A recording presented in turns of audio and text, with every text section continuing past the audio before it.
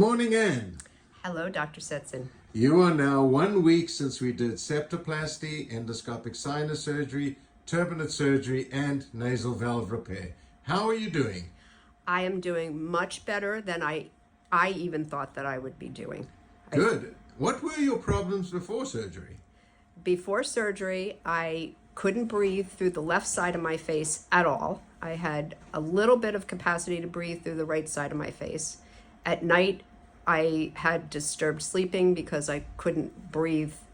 I could only breathe through my mouth. And now? And now I'm breathing through every area that is available for me to breathe through, which is both sides of my nose and my mouth. And I no longer have dry mouth. And my cat doesn't wake me up in the middle of the night anymore from snoring. Wow. And the recovery, how has that been? It wasn't anywhere near as bad as I thought it would be. It's been steadily getting better every day from the first day.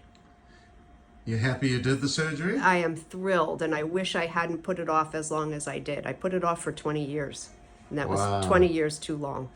Anne, I am so pleased we could help you. Thank you so much, Dr. Setson.